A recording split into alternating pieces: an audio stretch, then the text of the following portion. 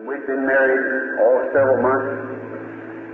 After about a year, little Billy Paul come on the scene. Oh, she almost died.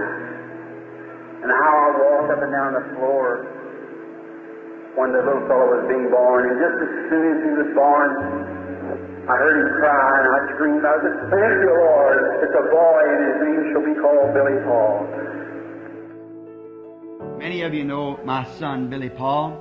His mother died when he was just a little baby. And I packed him around, and nighttime we couldn't afford enough coal to keep fire, so I'd have put his bottle under my shoulders like this and keep it warm for him at nighttime. When he'd wake up crying for his mother, I'd put the bottle in his mouth. And she asked me when she was dying, always stick with Billy. We've been real chums. And so everywhere I go, I take Billy, and he's stuck with me. Well, I could take this opportunity to greet you. I don't get this opportunity much anymore. As you get a little older, you can't do the things that you used to do. You want to and in your heart, but one thing I want you to know, that I love you and I pray for you daily. And I know that you pray for me, because that's why I'm here today. Truly, we're a blessed people. And I just want to take an opportunity to say God bless you. And over the many years that I have known you and have worked with you, when Dad was here and now in the work with Brother Joseph, and it's just an honor to call you my friend. And you know, there's words you can't say, but I just trust that this little greeting will be a blessing to you, just to say I love you and that you can feel it from your heart. You know, Brother Branham said we could talk too much, we could sing too much, we could shout too much, but we could never pray too much. And each day, Brother Branham told me, he said, when you come in the office, Billy, he said, I want you to do my mail. And I said, Daddy, I don't even know how to turn on the typewriter. He says, the Lord will be with you. He said, he told me he wants you to do that for me. And I said, okay. He said, no matter if you've got one letter or you've got 1,000. He said, the first thing you do is kneel down and pray and lay your hands on the mail and ask the Lord to help you that day. And he said, don't you answer any Bible questions. Don't you answer for me. He said, if there's a question to me, you keep them. And when we get together the next day or that day or whenever, he says, then you write down on the envelope and I'll answer the questions. He said, but no matter where I am, he says, you remember every day that you do the mail.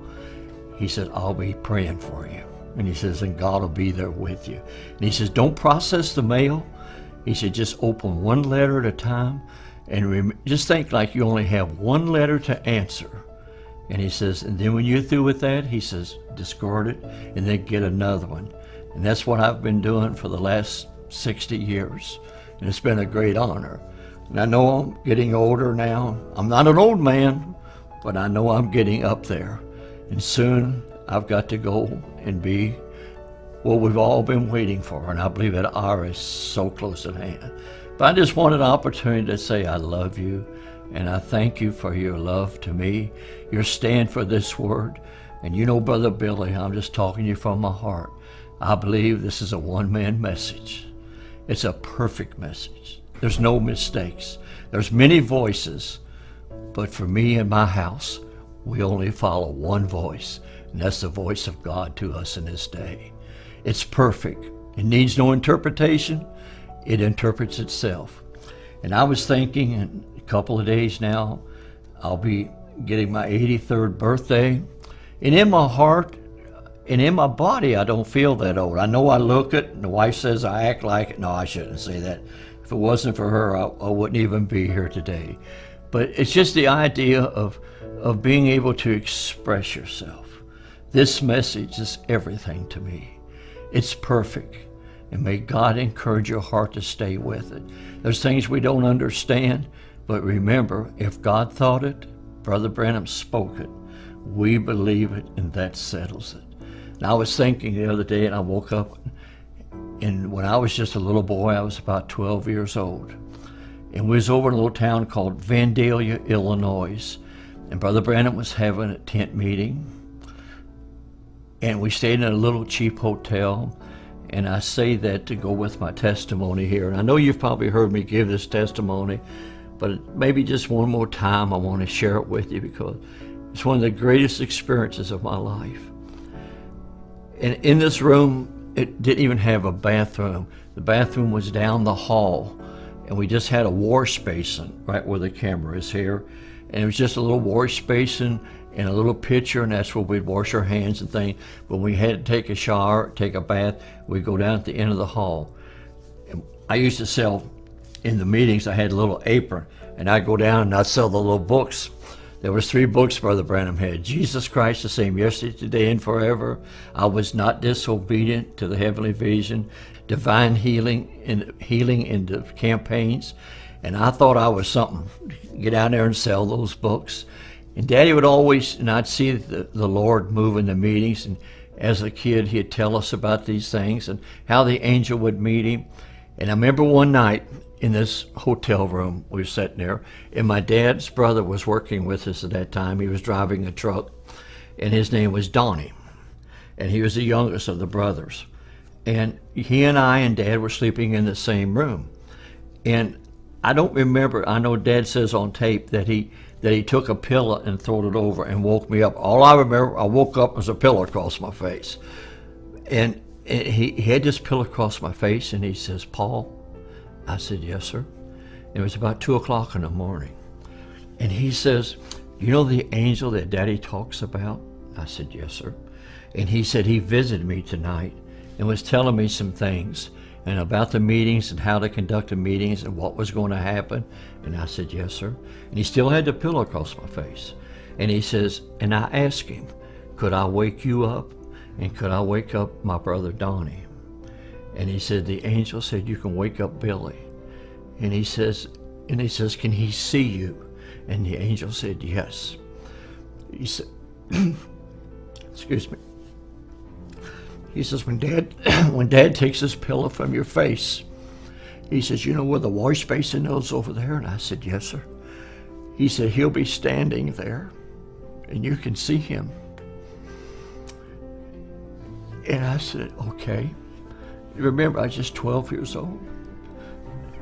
And he took the pillow from my face, and I thought it'd be an angel with wings flying around, but it wasn't like that. There stood a man in that room dressed in pure white, and he had his arms folded like this, hair down to his shoulders. He just stood there. One thing it was so outstanding to me, he never spoke a word, but he'd look around the room, but his eyes was totally focused on my dad. Every move was watching my dad. And I can see him yet now, them eyes just going around the room. He'd look at me, and he'd look over at my uncle, and he'd look back around like that. He'd move his head a little bit, but his eyes never left Daddy's eyes. And I grabbed Daddy, because I didn't know. There was a man standing in the room over by the window. And I'll never forget, Daddy told me, he said, "Don't be scared, son." He said, "He's sent from the presence of Almighty God." And he says, "He won't harm you." He says, "He'll be a blessing." Now watching, he just held real close, and Daddy held me. And he went from that being of a man, just as Brother Branham describes him, into, I'm not going to say a pillar of fire. It was like a mist, a light, a vapor. He just kind of vanished. And he went out the window, right out the room like that. And when he left, a rainbow come right in the same window and hung in that room for hours. At midnight, 2 o'clock in the morning, dark room, but he stood there, and that rainbow stayed in the room. I felt a presence. And I asked my dad later, I said, "Why did that happen?" And he said, "Because I wanted you to see him." He said, "God called you to work with me, Billy, and I wanted you to see him and to know what Daddy was telling you was the truth." Not that I doubt it, but it was just such an experience, such a wonderful experience. You know, all through my life, I traveled, and my job was to get Daddy in and out of the meetings. And, you know, sometimes I'd let him stay too long, and sometimes I'd take him too quick. And, you know, young boy, but I kept doing what he said. And I'd give out the prayer cards, and I'd bring the people up to him. And sometimes I let him stay too long, and he'd say, Billy, you let me stay too long tonight. He says, tomorrow night you don't give out prayer cards because Dad's too tired. Well, I'd go home and I'd cry. I'd be so upset because I messed up the next night's meeting. Then sometimes I'd take him too quick. He'd say, you could let me stay a little longer. No, it was just a hard time. But what a wonderful time. I've seen the people, just any disease. I was thinking the other night, you know, you watch the news, they call this disease that, and they change the name, but it's all the devil. It's all the devil. But when the angel met him, he said, if you get the people to believe you, nothing will stand before your prayer, not even cancer. And I'm a witness to you today that he's the same yesterday, today, and forever. And not one time from that time in that room when I saw that angel that I could always tell you, not Brother Billy, but that presence, I could tell when he was near. Even before Daddy would say, you know what, I'm waiting for something. I might be down in the audience working the prayer line, ushering, whatever I might be doing, but I could tell exactly when that angel come to the platform.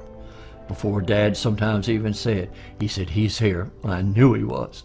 So it didn't make a difference what diseases was. I knew when they left it was going to be well. But he said, if you get the people to believe you.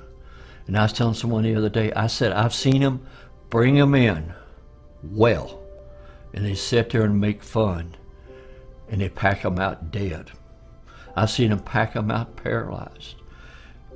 And I've seen them bring them in on a stretcher, and they would be dead. And I've seen them walk out alive and well. Only believe. So I just wanted to say, God bless you. And I like to just leave my little greetings to you in this. If I don't see you in person, I'll meet you on that day. And I had the privilege when he was here to have the interviews for him, to set him up. I don't know how it's going to be over there. I just know I'm going to be there by his grace. And I said, God bless me above any man. First of all, he let me be his son. He chose me. And then he let me be a son of a prophet, and to be a brother of a prophet, and to have worked with both of the prophets in my lifetime. Truly, I've been a blessed man. All we have to do is push play and obey. God bless you. And remember, if God thought it, Brother Branham spoke it, I believe it, and that settles it. God bless you.